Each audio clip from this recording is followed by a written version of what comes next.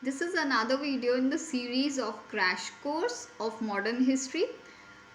जो हमने last video में पढ़ा था वो हमने सब्सिडरी अलायंस के बारे में पढ़ा था. ठीक है, वो ट्रीटी ने कैसे हेल्प किया ईस्ट इंडिया कंपनी को to annex more and more states in the part of northern India और सेंट्रल इंडिया. अब हम बात कर रहे हैं कि कैसे जो साउथ के स्टेट्स हैं, ठीक है, वहाँ पे कैसे ब्रिटिश ईस्ट इंडिया कंपनी ने अपना कंट्रोल स्टैब्लिश किया, कैसे वो बढ़ते गए and how were they able to annex the whole of southern India. ठीक है, ये जो एंग्लो मैसूर वॉर है, this is basically a series of 4 wars. ये हम दो पार्ट्स में पढ़ेंगे. पहले पार्ट में मैं आपको एंग्लो मैसूर वॉर फर्स्ट और सेकंड पढ़ाऊंगी.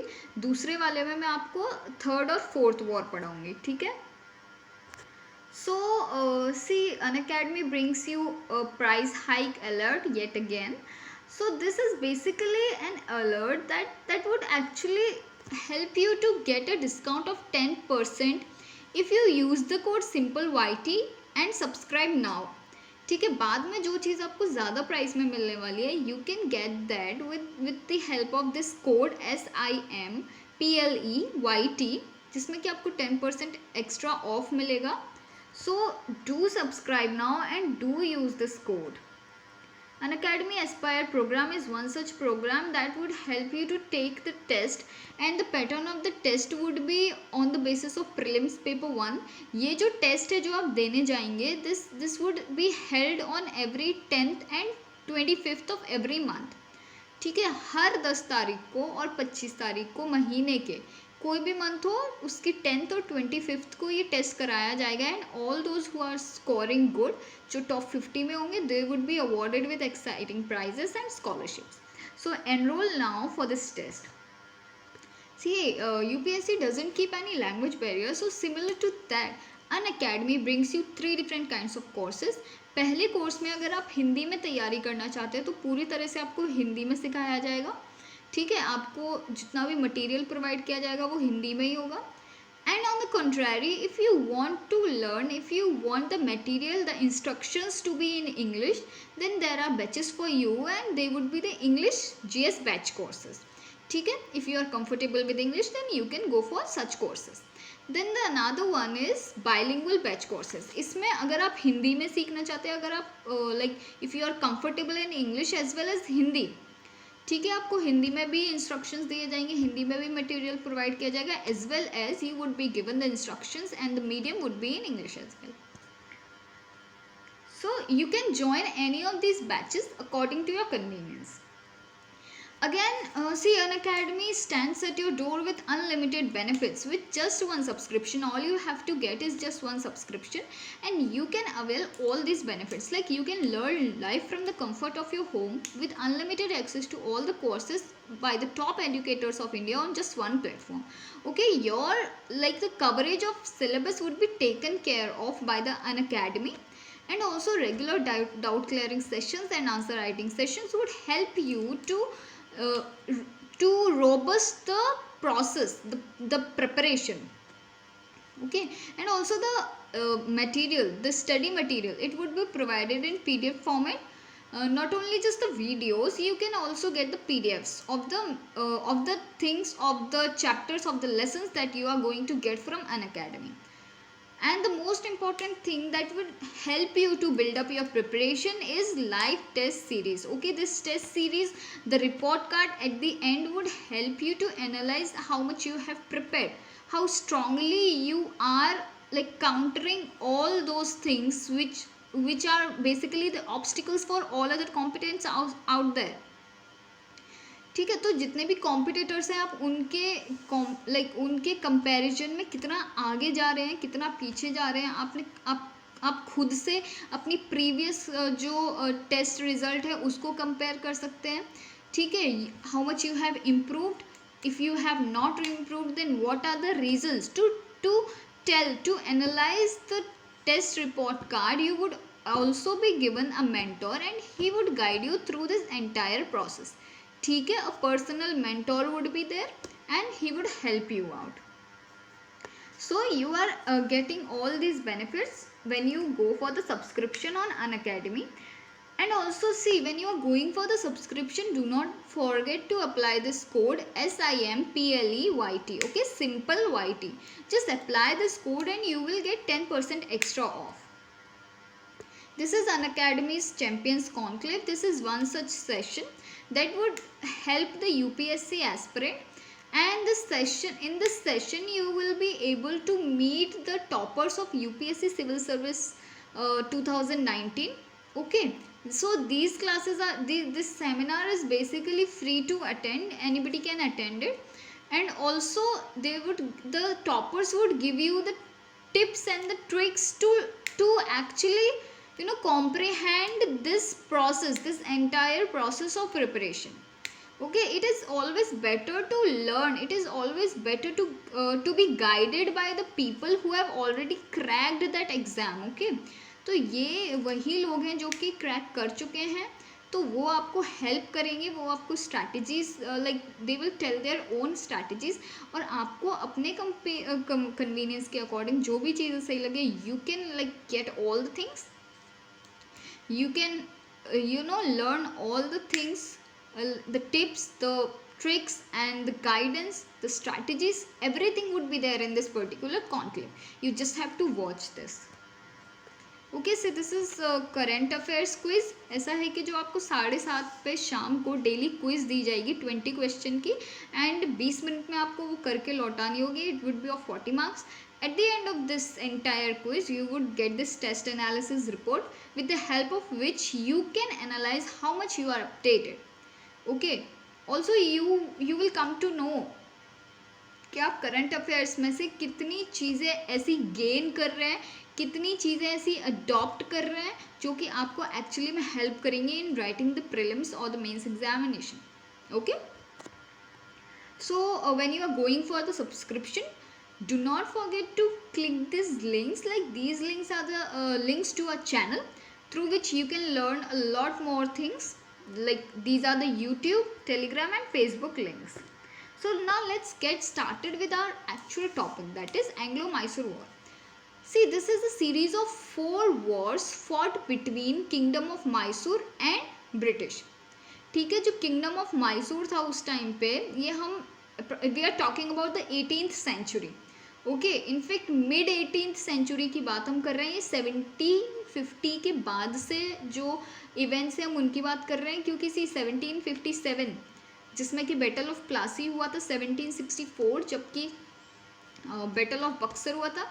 ये जो बैटल थे ये काफ़ी major, these were major and you can say remarkable battles जो कि काफ़ी इम्पॉर्टेंट थे, because these battles paved the way for the East India company to enter into all the parts of the country, not just Bengal, not just Madras, in fact to the southern states, to these northern states, everywhere.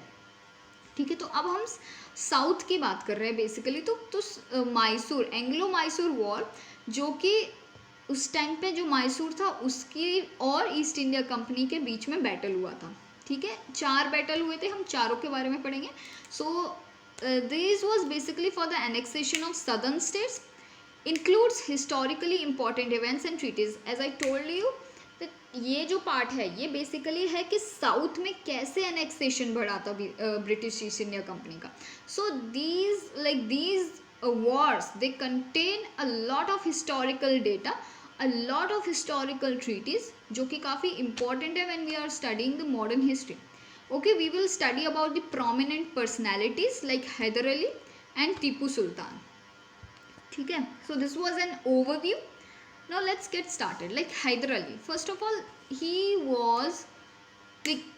was a soldier in the Mysore army. ठीक है, तो ऐसा नहीं है कि शुरू से ही राजा था, ऐसा नहीं है कि हेरिडिटरी इसकी like he was the king, he was the son of some king और एनीथिंग लाइक दैट.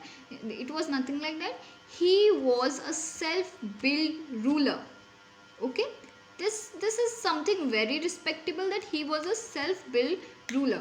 अब वो उन्होंने किस तरीके से लिया, जो भी like the kingdom that he ruled, वो उन्होंने किस तरीके से गेन किया वो हम पढ़ते हैं. So he was he started his career as a soldier in the Mysore army.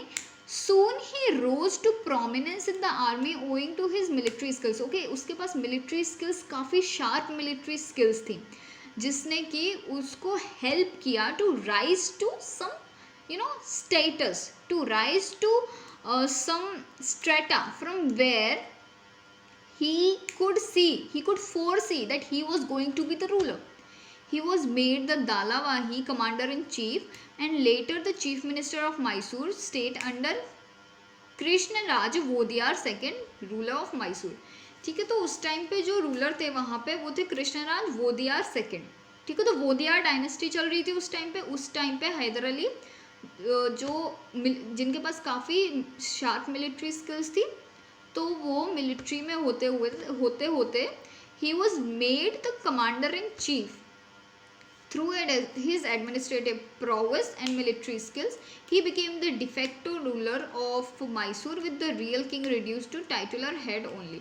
अब देखिए वहाँ के जो एक्चुअली में जो डायनेस्टी चल रही थी वो वोदियार डायनेस्टी चल रही थी, तो जो हैदर अली था उनके पास काफ़ी अच्छे एडमिनिस्ट्रेटिव स्किल्स थे, मिलिट्री स्किल्स भी थे, तो उनको यूज़ करके like he was in the good books of everyone, he was in the good books of the ruler.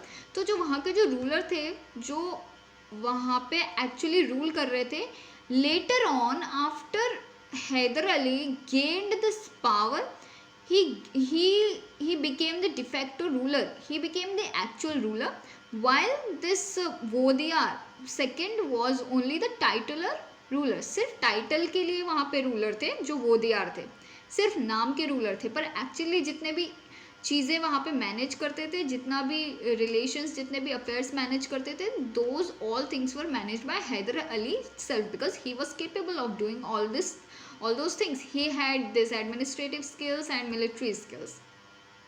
He set up a modern army and trained them along European lines. ठीक है, तो अब ऐसा है कि जब वो वहाँ पे ये आर्मी भी मैनेज करने लगे, ठीक है, he actually became the ruler of that part of Mysore.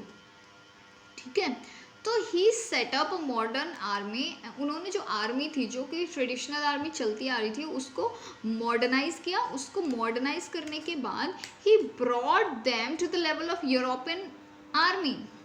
ठीक है, वो चाहते थे कि जो भी वो आर्मी ट्रेन कर रहे हैं, जो भी आर्मी उनके किंगडम को प्रोटेक्ट कर रही है, it should be along the European lines. ठीक है, जिस लेवल पे यूरोपियन आर्मी थी वो उस लेवल पे अपनी आर्मी को मॉडर्नाइज करना चाहते थे हैदर अली. ठीक है, this was one good thing about him. Now as I told you that this particular series like first Anglo Mysore war, this is basically the series of 4 wars. So first one is first Anglo Mysore war. Okay, this is Anglo Mysore war. Hyder Ali built a strong army and annexed many regions. ठीक है, मैंने आपको बताया कि वो अपनी strong army like he was managing, he was maintaining a strong army, he was trying to modernize this army, and he just wanted his army to be along the line of Europeans. ठीक है, ही also टुक French support. अब देखिए उस time पे जो European countries थी उनके पास technology like industrialisation वहाँ पे हो चुका था, तो उसकी वजह से उनके पास टेक्नोलॉजी ज़्यादा थी. तो जब उन्होंने देखा कि there was one another power like British East India Company से हेल्प ले, ऐसा ज़रूरी नहीं है, so he took the help from French, like French company. जो भी वहाँ पे फ्रेंच लोग रूल कर रहे थे, लाइक रूल नहीं कर रहे थे बट जो बिजनेस करने आए थे वहाँ पे, तो वहाँ पे जो दूसरी यूरोपियन पार्ट थी फ्रेंच, उन्होंने उनकी हेल्प ली to modernise his own army. Marathas, Nizam of Hyderabad, British, Hyder Ali. Okay, so first Anglo war की बात हम कर रहे हैं. तो पहली चीज़ जो थी कि ये वॉर हुआ क्यों. ठीक है, तो ये वॉर का जो बेसिक रीज़न था वो ये था कि वो फ्रेंच से उनके रिलेशंस काफ़ी अच्छे हो रहे थे. एंड सेकेंड थिंग वॉज जो हैदर अली था वो अपनी आर्मी को काफ़ी ज़्यादा स्ट्रॉन्ग कर रहा था, काफ़ी ज़्यादा मॉडर्नाइज कर रहा था, जिसकी वजह से he was able to annex more and more regions. ठीक है, ना कि वो सिर्फ अपने स्टेट में स्टे कर रहे थे, बल्कि जो उनकी पेरिफेरी में जितने भी स्टेट्स थे वो वहाँ पर जाकर भी अटैक कर रहे थे. And he was annexing the other parts as well. तो ये जो when all these things were going on, the East India Company, it was afraid of the annexation, it was afraid of losing the colonies it had. ठीक है, तो इसी बात के डर से फर्स्ट एंग्लो मैसूर वॉर हुआ, क्योंकि जो इंग्लिश ईस्ट इंडिया कंपनी थी उनको पसंद नहीं आ रहा था कि this Hyder Ali was being strong, like stronger day by day. तो ये जो फर्स्ट वॉर था इसमें मराठास, निज़ाम ऑफ हैदराबाद, ब्रिटिश, हैदर अली, ये लोगों ने पार्टिसिपेट किया था। These were the competents. अब देखिए हैदर जो ये लाइक वॉर था, इसमें हैदर अली एक साइड पे थे, दूसरे साइड पे थे Marathas, Nizam of Hyderabad and East India Company. These three, all the three like states, this the two states, the states of Marathas and Nizam of Hyderabad, इन दोनों के स्टेट के आर्मी और ईस्ट इंडिया कंपनी के ट्रूप्स, ये तीनों ने मिलकर हैदर अली की जो ट्रूप थी उससे फाइट किया, उससे बैटल किया। तो उसके बाद क्या हुआ, हैदर स्किलफुल डिप्लोमेसी। ठीक है, अब उन्होंने क्या किया, पहली चीज़ तो ये थी कि जो मराठास थे और जो निज़ाम ऑफ हैदराबाद थे उनको बेसिकली उतना प्रॉब्लम नहीं हो रहा था हैदर अली से जितना कि ब्रिटिश को हो रहा था। ब्रिटिश को क्यों हो रहा था, आई टोल्ड यू कि जो स्ट्रॉन्ग आर्मी थी, the strong army that Hyder Ali was building, this was alarming the East India company. ठीक है, he has already annexed many regions in the south like Bidnur, Canara, Sira etcetera. तो इसकी वजह से क्या हो रहा था कि जो ब्रिटिश थी वो डर गए थे। ठीक है, अब जो मालाबार एक एरिया था उस टाइम पे, तो जो मालाबार एरिया था तो वहाँ से उस टाइम पे Mysore controlled the trade, the profitable trade from there. ठीक है, तो वो जो लाइक जो मालाबार था वहाँ पे भी हैदर ने अपना कंट्रोल कर लिया था। तो इसकी वजह से जो ईस्ट इंडिया कंपनी थी वो काफ़ी घबरा गई थी। तो लेकिन जब ये वॉर हुआ तो आपने देखा इसमें मराठास जो ब्रिटिश थे उन्होंने डिप्लोमेटिक रिलेशंस यूज़ किए, तो उसकी वजह से मराठास और निज़ाम ऑफ हैदराबाद ब्रिटिश के साइड जाके उन्होंने हैदर अली के अगेंस्ट वॉर किया।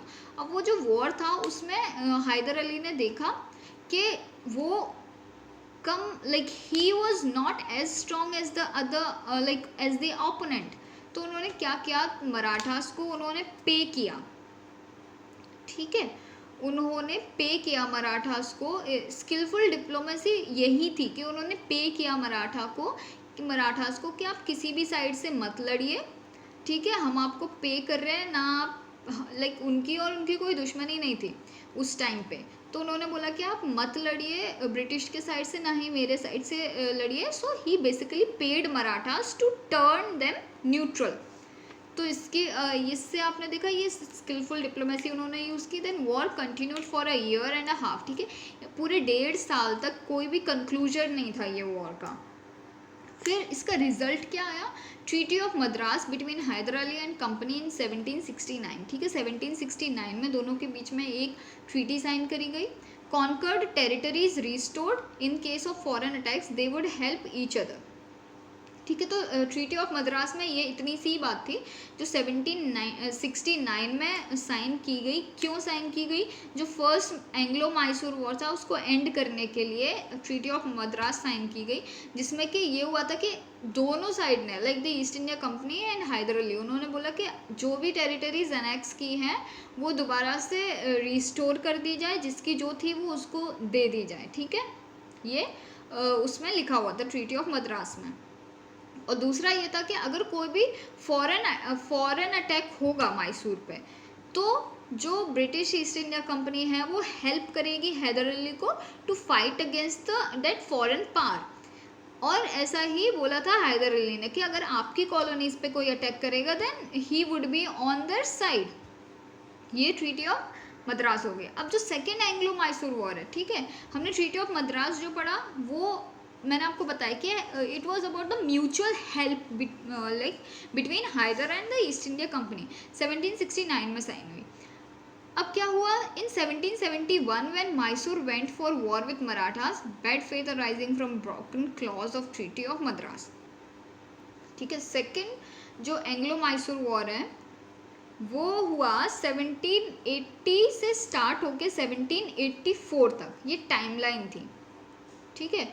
जो फर्स्ट एंग्लो मैसूर वॉर हुआ वो 1767 से लेकर 1769, जब ट्रीटी ऑफ मद्रास साइन हो गई तब ये एंड हो गया, जो कि सल्तनत of Mysore versus East India company था। अब जब सेकंड हुआ तो ट्रीटी ऑफ मद्रास जो साइन हो चुकी थी तो उसको अबाइड नहीं किया ब्रिटिश ईस्ट इंडिया कंपनी ने। Fine, they broke this treaty, they this basically Treaty of Madras felt broken in 1771 when Mysore went to attack Marathas. ठीक है, मैसूर जब मराठास पे अटैक करने गया तो ट्रीटी ऑफ मद्रास के अकॉर्डिंग क्या करना था, जो ईस्ट इंडिया कंपनी थी उसको हैदर अली की हेल्प करनी थी, लेकिन उन्होंने इस ट्रीटी ऑफ मद्रास था इसकी बात नहीं मानी। Okay, they did not stand on their words, तो उसकी वजह से सेकेंड एंग्लो मैसूर वॉर हुआ। He was infuriated, okay, this Hyder Ali was infuriated. उस टाइम पे उनके बेटे टीपू सुल्तान, ठीक है, हैदर अली के जो बेटे थे वो 17 साल के थे, उन्होंने भी इसमें पार्ट लिया।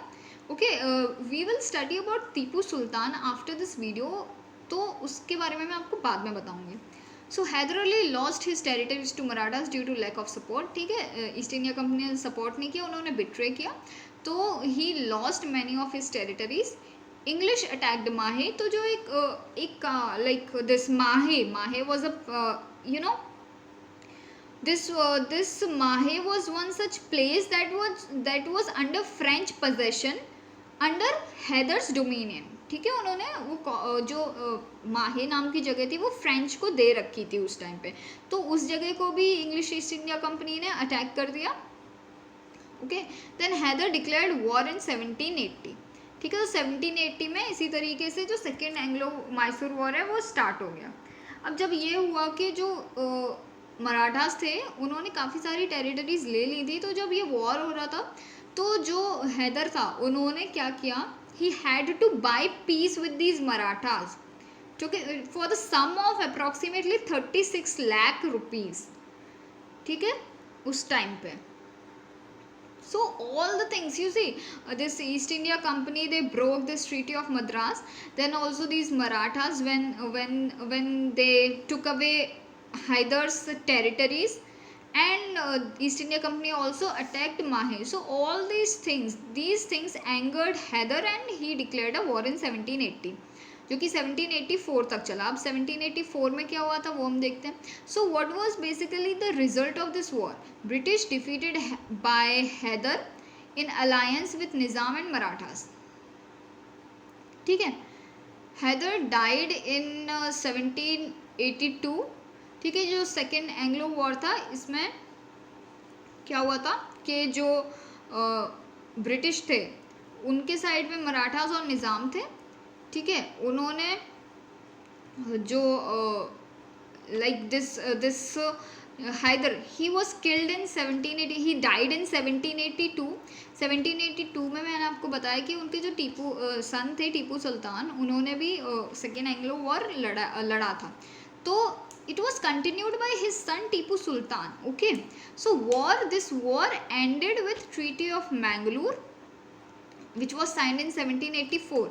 तो ये ट्रीटी ऑफ मैंगलोर क्या थी, both parties agreed to return the captured territories and prisoners to each other. तो ट्रीटी ऑफ मैंगलोर थी, उसमें ये डिसाइड किया था कि जो ये वॉर था, जो सेकेंड एंग्लो मैसूर वॉर था, जिसमें कि ये ट्रीटी ऑफ मैंगलोर साइन की गई थी 1784 में, उसके अकॉर्डिंग जितने भी टेरिटरीज एक दूसरे के अनेक्स किए हैं, जितने भी प्रिजनर्स एक दूसरे के उन्होंने कैप्चर किए हैं, तो वो प्रिजनर्स को रिलीज़ कर दिया जाए, वो टेरिटरीज को भी रिस्टोर कर दिया जाए। ये था ट्रीटी ऑफ मैंगलोर। अब टीपू सुल्तान के बारे में हम पढ़ते हैं। Okay, this is a brief, I am just telling briefly about Tipu Sultan. He was powerful son of Hyder Ali, ruled from 1782 to 1799, stopped supply of commodities like sandalwood, paper etcetera from his port. आप देख रहे हैं कि उन्होंने जो कुछ ऐसे काम किए थे जिसकी वजह से जो ईस्ट इंडिया कंपनी थी वो डर गई थी। पहली चीज़ उन्होंने क्या, first of all he was powerful, okay, like he was a powerful ruler. उन्होंने क्या किया था, जो कमोडिटीज़ थी जैसे कि सैंडलवुड, पेपर, जो कि मैसूर से ट्रेड होता था जिनका, तो वो उन्होंने स्टॉप कर दी थी। उनके पोर्ट से जितनी भी चीज़ें ट्रेड की जाती थी, ओके, एक्सपोर्ट की जाती थी, या फिर ईस्ट इंडिया कंपनी किसी भी तरीके से वो प्रॉफिट लेती थी वो कमोडिटीज से, तो वो उन्होंने स्टॉप कर दिया था सब कुछ। He also disallowed the local merchants from trading with the company. उन्होंने जो लोकल मर्चेंट्स थे वहाँ के, उनको कुछ भी चीज़ खरीदने या बेचने से मना कर दिया था कंपनी के साथ। Took help from French to modernise his army, like his father he also took help from the French to modernise his own army. Okay, so this is a picture of Tipu Sultan.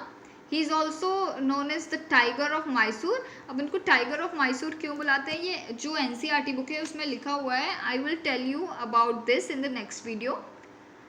So this was, I guess this was all about Anglo-Mysore War Part 1. Part 1 में हमने पढ़ा कि Anglo-Mysore War first और Anglo-Mysore War second, ये दो पढ़े हमने.